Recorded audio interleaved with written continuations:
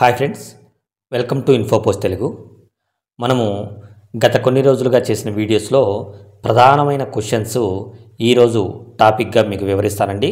ఇవి చాలామంది రిపీటెడ్గా అడుగుతున్న క్వశ్చన్లు కాబట్టి మీకు దాదాపు వీటి మీద ఉన్న సందేహాలన్నీ కూడా ఈరోజు మీకు వివరంగా వివరిస్తాను. మీకు ఏ టైంలోనే నచ్చినట్లయితే ప్లీజ్ లైక్ చేయండి. డౌట్ ఉంటే మీకు కామెంట్ చేయండి, ఖచ్చితంగా నేను రిప్లై ఇస్తాను. ఛానల్ అయితే సబ్స్క్రైబ్ చేసుకొని ఫాలో అవ్వండి, ఓకేనా.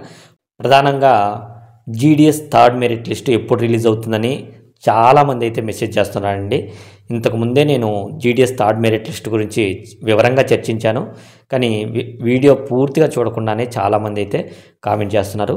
మనకు first list second list 1 month తేడాతో వస్తుందండి. కానీ థర్డ్ మెరిట్ లిస్ట్లో ఒకరు ముందుగానే రావచ్చు, అంటే 1-2 రోజులు ముందుగానే రావచ్చు. ఎందుకంటే లిస్టులు పెరుగుతుండే కొద్దీ మనకు సెలెక్ట్ అయ్యే వారి సంఖ్య తగ్గుతుంది కాబట్టి వారి వెరిఫికేషన్స్ అయితేనేమి ట్రైనింగ్ అయితేనేమి త్వరగా కంప్లీట్ అవ్వడం జరుగుతుంది. కాబట్టి మనకు సోమ మంగళ బుధ ఈ 3 రోజుల్లో మనకు 100% థర్డ్ మెరిట్ లిస్ట్ వచ్చే అవకాశం అయితే ఉంది, ఓకేనా.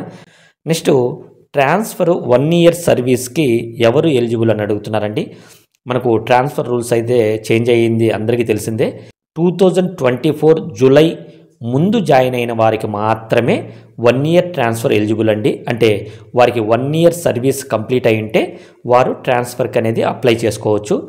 కానీ 2024 జూలై తర్వాత, అంటే జూలై 1 నుంచి ఎప్పుడు జాయిన్ అయినా కూడా వారందరికీ కూడా 2 ఇయర్స్ అనేది సర్వీస్ కంప్లీట్ అయితేనే మీరు ట్రాన్స్ఫర్కి అనేది ఎలిజిబుల్ అవుతారు, ఓకేనా. ఇది చాలామంది అయితే రిపీటెడ్గా అడుగుతున్నారు. 2024 జూలై తర్వాత జాయిన్ అయిన ప్రతి ఒక్కరికి కూడా 2 ఇయర్స్ సర్వీస్ కంప్లీట్ అయి ఉండాలి, ఓకేనా. నెక్స్ట్ ట్రాన్స్ఫర్లో 2 రకాలు ఉంటాయండి. ట్రాన్స్ఫర్కు అందరం అప్లై చేస్తాము, అందరూ అప్లై చేస్తే అది కౌంట్ అనేది అవ్వదు. ఓన్లీ సెలెక్ట్ అయిన పర్సన్స్కి మాత్రమే ఒక ఛాన్స్ అనేది కోల్పోవడం జరుగుతుంది.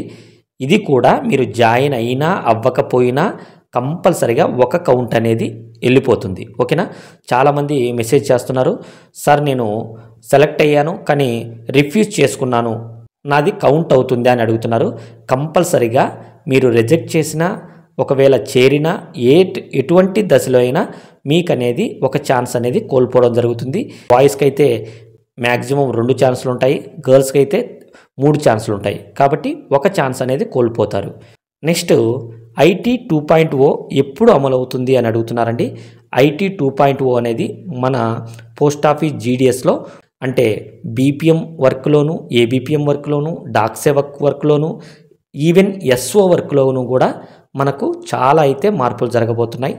ఆ మార్పుల్లో భాగంగా జీడిఎస్ బీపీఎంకి ట్యాబ్లు కానీ, నెక్స్ట్ కంప్యూటర్ సిస్టమ్స్ కానీ, ప్రింటర్స్ కానీ ఇవన్నీ ప్రొవైడ్ చేయడం జరుగుతుంది. నెక్స్ట్ ఏబీపీఎంకు డాక్ సేవక్కి మనకు బైక్స్ అనేటివి అప్రూవల్ చేస్తున్నారు. వారందరూ కూడా రాబోయే రోజుల్లో కంపల్సరీగా మీరు డ్రైవింగ్ లైసెన్స్ అనేది తీసుకోవాల్సి ఉంటుంది. కాబట్టి ఇది జూలై 14 నుంచి దశలుగా సెప్టెంబర్ కల్లా ప్రతి పోస్ట్ ఆఫీస్లో మనకు ఈ సేవలు అనేది స్టార్ట్ అవుతాయి. ఈ సేవల్లో భాగంగా ఇప్పటికే అందరికీ కూడా ట్రైనింగ్ అయితే జరుగుతున్నాయి. ప్రతి డివిజన్స్, అంటే సర్కిల్లోని ఏపీ సర్కిల్లో చాలా సర్కిల్స్లో మీటింగ్లు అయితే కండక్ట్ చేస్తున్నారు. చాలామంది కూడా మెసేజ్ చేస్తున్నారు, మాకు కూడా కంప్లీట్ అయ్యాయని.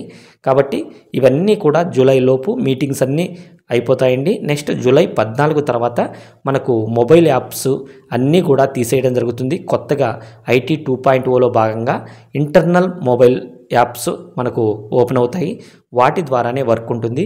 ఇవన్నీ కూడా నేను ఒక వీడియోలో మీకు వివరంగా తెలియజేస్తాను, మీరు ఎటువంటి కంగారు పడాల్సిన అవసరం లేదు. నెక్స్ట్ మెటర్నిటీ లీవ్స్ ఎన్ని రోజులు ఇస్తారని అడుగుతున్నారు.